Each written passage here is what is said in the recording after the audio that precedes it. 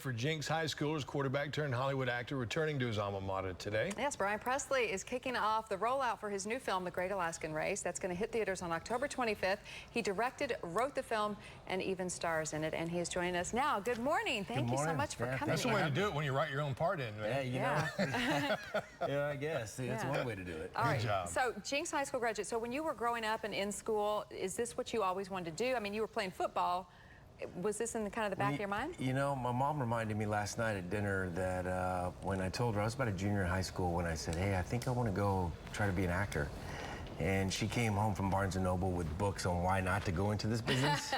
You know, 20 years later, I think there was a little wisdom, you know, that she may have been, but it's a, you know, I'm blessed to be able to do what I do. And, you know, this was my first film to direct. And I've been a part of a lot of different films and shadowed different directors, but I think I was the only one crazy enough to go up 12,000 feet in the middle of the winter and dogs, kids, and snow. It's like all the don'ts for a first-time director. But the neat thing about it, he's talking about being a first-time director. I mean, when you write a movie, you got this screenplay, people look at it and go, oh, that is so nice. Then it's trying to find the actors to get on board that like it as much as you do. Yeah. That had to have been a pretty nice feeling when people like Treat Williams and some of the other actors that are involved in it saw it and go, I want to be a part of this. Yeah, you know, I mean, I think people like true stories. I mean, I like true stories, and here we have, you know, in 1925, you know, a diphtheria outbreak in Nome, Alaska. Kids were dying. It was middle of winter. They were out of the vaccine, and the state had to put together a dog relay team to cover 700 miles through 80 below zero. Wow. And 80 below. I went up to Alaska and did a research trip, and I was in about 25 below zero, and it was one of those, we're not in Kansas anymore.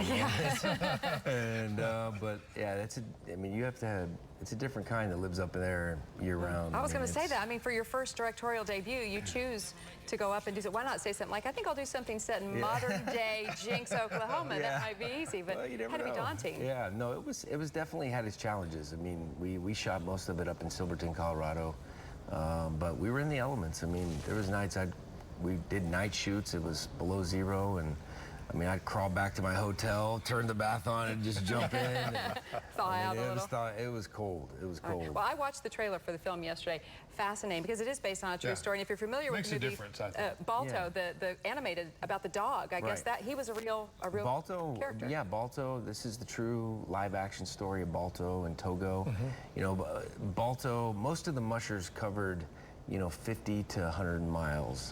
The character I play, and I chose to tell the story from his point of view, Leonhard Seppala, he covered over 350 with a dog named Togo, which Togo was a 12-year-old husky at the time. And so I just, you know, Balto got a lot of the credit, but I kind of felt like Leonhard Seppala and Togo were kind of the forgotten heroes. So, you know, we're trying to get that Togo statue up in Central Park.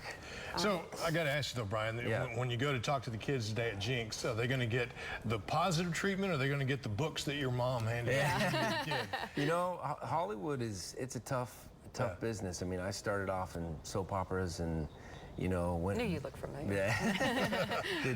Done different films, Seventh Heaven, and you know, I've been fortunate enough to have a good career out there, but it's definitely full of no's. And for me, I started my company and our distribution company, P12 Films. You know, P's my last name. 12 was always my lucky number in high school. So, you know, when in doubt, you know, distribution is kind of like the fourth quarter in a football game, where, you know, you're on that final drive to win the ball game. And so I'd rather the ball be in my hands than somebody else's. And so we're excited. The movie comes out October 25th, and so cool. I think it's one for all ages. We look forward to seeing it. Congratulations, Brian. It's Thanks really so neat, much. man. Yeah, hometown boy makes it big. So thank you. All right. From the Oklahoma